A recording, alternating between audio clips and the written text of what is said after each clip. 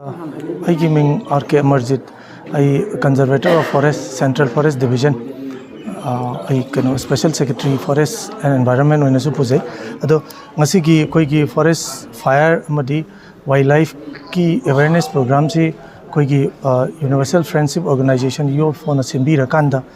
The Wiribase Yamna Maru Oyana Kanzai, Maruina Koigi Hauzik dry season lakpa akangba matam oirakpa haitare nong chuba matam natabanina ngasai koi umangda leiriba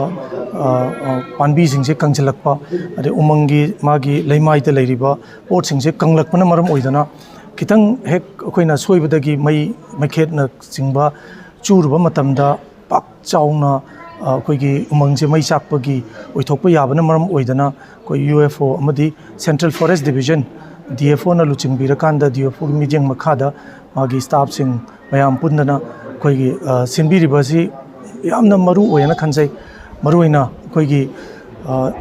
tampaki lam jingi akoi bada leiriba Manipur sarkar gi makhada leiriba reserve forest singse masi kanba haibasi yamna maru oi haibaduni masida changjan jagadori basi koigi paktang na mafam koigi reserve forest leiriba mafam jingsida chalakanda sigumba mayamda khangdok minabagi mayam section minana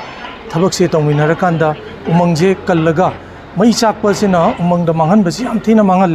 mangalibasi koigi umangda hauriba uwasing sidang natana umangi manungda leiriba makhan makha kayagi ahingba jiba macha haijabatare panbi bu oirasu adagi tin kang bu oirasu koida miyoibada yamna kanaba adagi umangi magi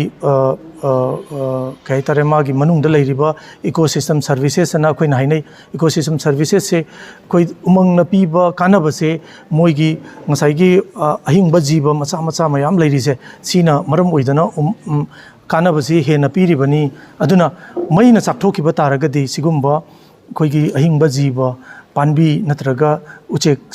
achobudai haurakanda masa aboksi loina mang tahanbanina masi umang si mai sakpudai kansi umangi sa uchek singsi mausagi leirakpa adumaina adum lehellaga hena mapung phaba Manipur ma ohensi haibagi pandamdani masigi koigi forest fire amadi wildlife protection da awareness koigi Universal Friendship Organization UFO aduga koigi Central Forest Division Forest Department na sinjaribase. Thank you very much.